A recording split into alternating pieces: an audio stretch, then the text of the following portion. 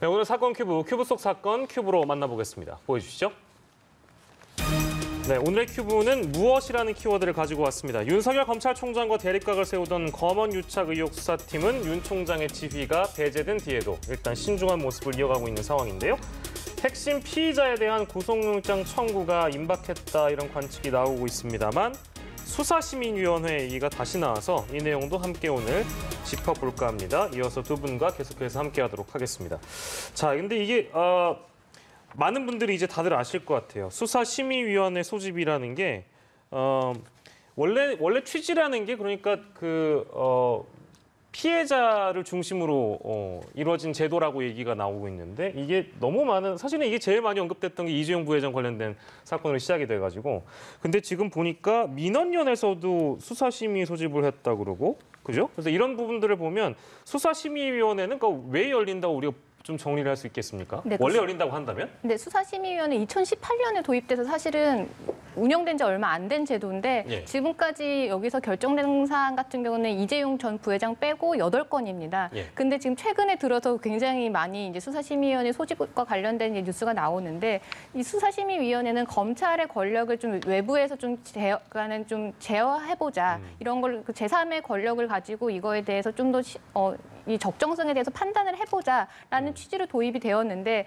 지금은 좀 오용되는 거 아닌가라는 좀 얘기도 나오고 있습니다. 왜냐하면 지금 한 사건에 있어서 지금 앞에서도 말씀을 주셨지만 한 사건에 있어서 지금 3건의 이제 소집 신청이 들어왔거든요. 예. 그런 경우에는 수사를 앞으로 이 절차적으로 제대로 진행이 되어야 되는데 오히려 수사를 제어하는 긍정적인 역할보다는 오히려 수사를 방해하는 역할로 작용될 가능성도 있기 때문에 예. 이 부분은 조금 더 한번 생각을 해봐야 될 문제인 것 같습니다. 예, 지금 저희가 전달을 해드리는 내용이었는데요.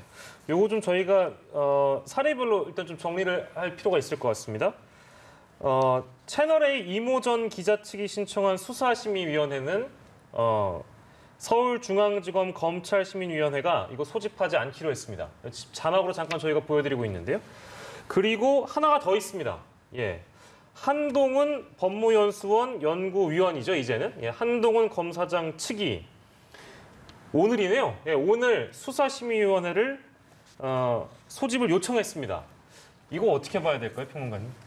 네, 지금 수사심의위원회는 이제 사실 사건 관계인이라고 일컬어질 수 있는 사람들이 예. 어차피 참여를 할 수 있는 그런 절차거든요. 네. 그러니까 뭐 고소인이라든지 피해자, 피의자, 그 대리인, 변호인들이 예. 참여를 할 수 있어서 조금 의아한 것은 이제 한동훈 검사장도 그렇고 이제 채널A 이모 기자도 그렇고 사건 관계인으로서 어차피 이철 밸류인베스트 코리아 대표가 소집 요구했던 예. 그 심의위원회에 의견서를 내거나 진술할 기회를 얻을 수 있는 거거든요.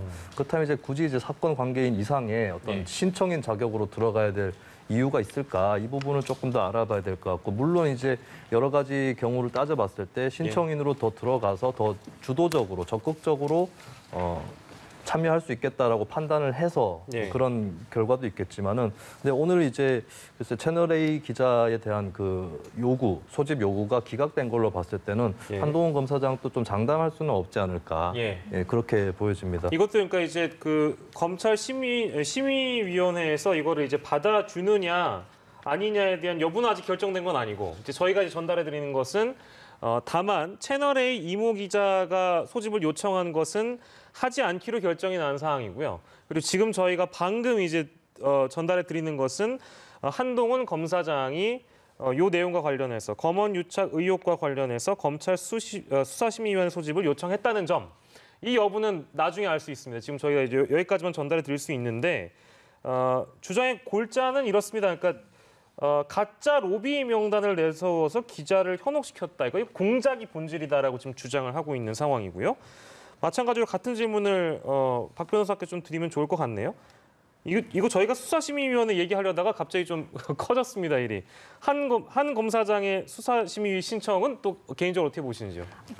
지금 뭐 좀 더 살펴봐야 되긴 하겠지만 이전 기자의 그 수사심의회 소집 신청이 지금 그 기각된 거는 아마 예. 그 수사심의위원회 운영 규칙에 따른 것 같습니다. 운영 지침에 따르면요, 예. 동일한 사유로 반복적인 신청한 경우는 이 절차를 진행하지 않는다라는 규정이 있습니다. 예. 그래서 처음에 이전 기자가 신청을 했을 때도 이게 동일한 사유냐에 대해서 약간 논란의 여지가 있었습니다. 그러니까 예. 동일한 사건은 맞는데 이제 예. 피해자와 가해자로 나뉘는 사람이 각자의 다른 주장을 했기 때문에 예. 동일한 사유가 아니다라는 입장도 있었고요. 예. 동일한 사건이기 때문에 어쨌거나 그 한 절차에서 다를 수가 있기 때문에 이거는 중복해서 신청한 거 아니냐. 그래서 이러한 소집 절차는 받아들여지지 않을 거라는 예상도 많았습니다. 그래서 예. 아무래도 이 동일한 사유에 해당이 된다라고 보고 한 이 절차에서 사건 관계인이 의견을 진술할 수 있고 이 부분의 수사의 적정성에 대해서 판단할 수 있기 때문에 예. 이 부분에 대해 받아들여지지 않은 거라고 생각이 되거든요. 예. 그걸 같은 논리라고 한다고 하면 한동훈 검사장도 사건 관계이긴 하지만 그 절차에서 충분히 이 강요 미수의 이제 가해자 로서 충분히 이 수사의 적정성이라든지 정당성에 대해서 다툴 수 있는 입장이기 때문에 예. 이 부분도 똑같이 뭐 기각이 되지 않을까 저는 그렇게 예상이 됩니다. 같은 전망을 해주실 네. 수도 있는데 김수인 평론가께서도 그러니까 지금 박 변호사 말씀은 이렇게 동일한 사건이라고 보게 되면 이 부의 결정에 있어서 어느 정도 영향을 끼치는 것이고 그렇기 때문에 채널A 모 기자가 신청한 부분은 기각이 된 것인데 같은 맥락에서 본다면 역시 한동훈 검사장의 지금 소집을 요청한 부분도 저희는 이제 편의상 이른바 검언 유착 의혹이라고 부르고 있는데 이제 같은 사건이기 때문에 또한 기각이 될 가능성이 높다고 좀 말씀해 주셨어요. 어떻게 네. 좀 전망하십니까? 그러니까 저는 이게 기각될 가능성이 높다고 저도 보는 것이 예. 이게 설령 통과가 되더라도 같은 사건이기 때문에 통폐합될 가능성이 컸거든요. 예. 그리고 어차피 신청한 본인이 아니더라도 사건에 관계가 된 사람들은 여기에 의견서나 의견 진술을 할 수 있기 때문에 예, 한동훈 검사장이라든지 또 채널의 이모 기자라든지 이쪽에서도 의견 진술의 기회는 부여받을 수가 있습니다. 예, 그런 예. 의미에서는 꼭 기각당했다고 해서 그것이 뭐 실패했다라고만 예, 예. 볼 수는 없을 것 같고 어떻게 보면은 이거를 신청한 행위 자체가 우리도 억울하다, 예. 우리도 진실을 규명하고 싶다라고 하는 그런 제스처라고 볼 수는 있지 않았을까, 예. 예, 그렇게 보여지고요. 그리고 한편으로 이제 지금 민주언론시민연합하고 법치주의 바로 세우기 행동연대 법치주의 바로 세우기 행동연대도 또한 신청했습니다. 예, 이쪽 그건 제가 양 몰랐네요. 단체도 신청을 했는데 예. 근데 이 신청할 수 있는 사건 관계인의 자격을 보면 예, 기관 고발인이라고 돼 있거든요. 예. 이 기관 고발인은 참고로 뭐 공정거래위원회라든지 예. 이런 기관을 얘기하는 거지 보통의 시민단체를 얘기하는 건 아니기 때문에 예. 아마 이 단체들의 요청은 뭐 거의 각하될 것이 굉장히 확실해 보입니다. 예, 그렇군요.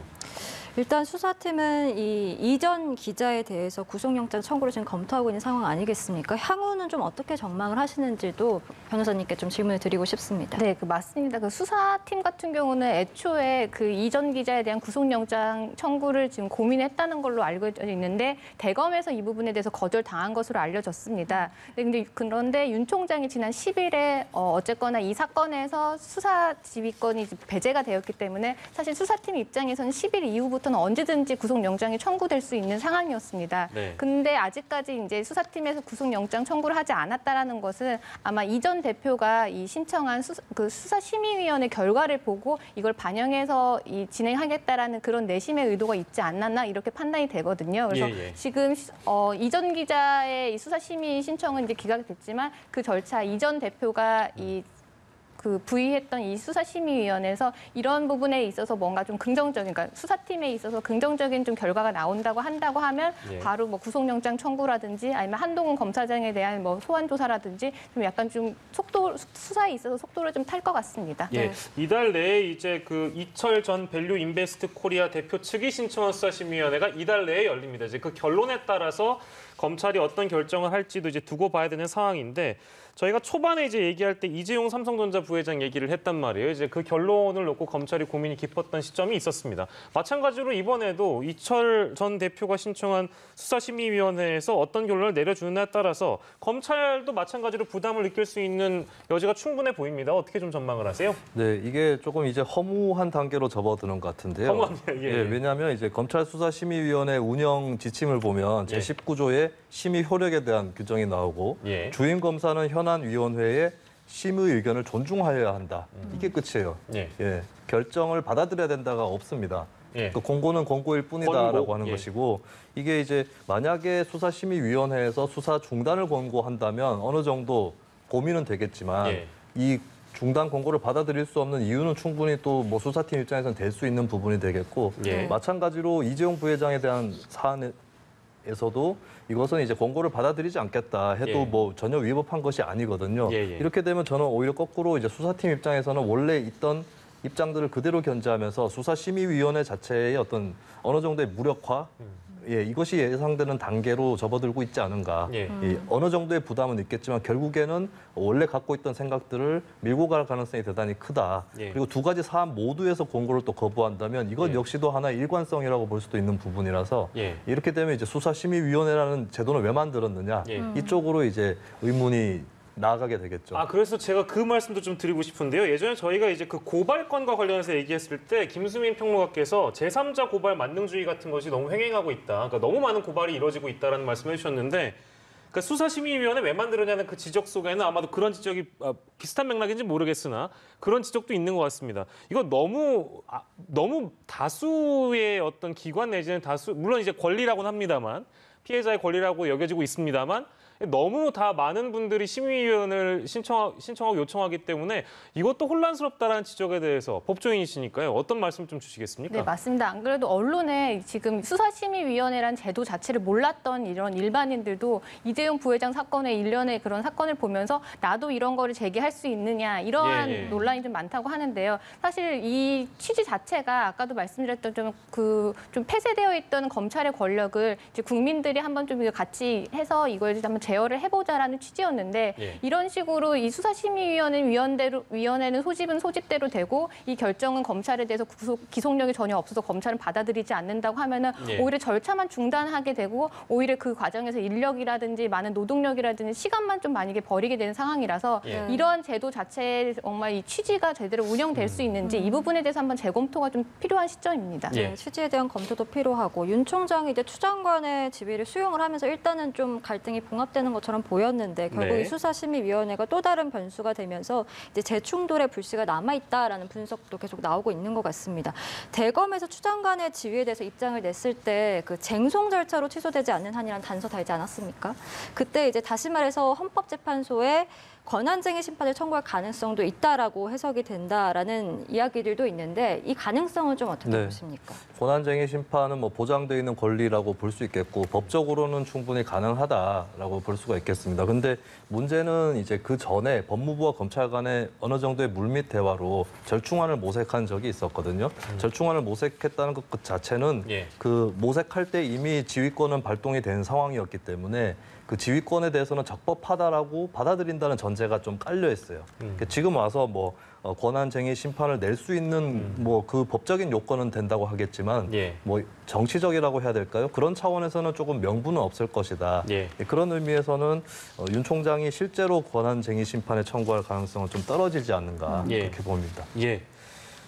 권한쟁의 심판이라는 일종의 이제 뭐 언론들이 분석할 때 카드라는 것이 이 소위 윤석열 총장의 카드가 아니겠는가 뭐 이런 이제 분석들은 많았는데요. 이거를 이제 그 맥락에서 제가 표현한다면 아마 이런 비유도 가능할 것 같습니다. 이건 이제 뭐 법무부의 카드가 되지 않을까라는 부분인데 정기 인사가 지금 남아 있는 그런 상황이라서 만약에 이제 정기 인사가 이루어질 때 윤 총장의 측근들이 만약에 이제 소위 물갈이가 된다 이렇게 된다면 또한 법무부와 검찰 간의 갈등이 다시 또 등장하지 않겠는가라는 전망이 있습니다. 그건 또 어떻게 보시는지요? 네, 그 이번 수사지휘권 사건 같은 경우는 윤 총장이 이제 수사지휘권을 이제 배제당하는 걸로 뭔가 마무리가 된 것처럼 보이지만 예. 그 과정에서 너무나 많은 의견 충돌이 있었고 갈등이 있었기 때문에 내부적으로는 윤 총장이나 추 장관의 감정의 골은 더 깊어졌을 수밖에 없습니다. 그리고 처음에 추 장관이 이제 취임했을 때 그때 대검에 인사를 하면서 윤 총장의 이제 주변 인물들 같은 경우는 인사를 하면서 정리를 했는데 그 과정에서도 윤 총장의 의견을 청취를 했는지 안 했는지 이걸 예. 가지고 좀 많은 다툼이 있었거든요. 그런데 그렇게 갈등을 한번 빚었는데 이번 사태로 또 한 번 갈등의 골이 깊어지면서 예. 아마 추 장관 입장에서는 좀 더 거칠게 좀 표현을 하자면 이 윤 총장의 수족을 이제 없애버려야 되지 않겠느냐 이러한 판단을 아마 했을 수도 있습니다. 그래서 아마 이번 정기 인사 때 윤 총장의 측근들이 과연 이 제대로 된 인사를 받을 것인지 예. 아닌지 이런 부분은 좀 약간 좀 추이를 지켜봐야 될 것 같습니다. 네, 예. 알겠습니다. 지금까지 박주희 변호사 그리고 김수민 시사평론가와 함께했습니다. 오늘 말씀 고맙습니다. 고맙습니다.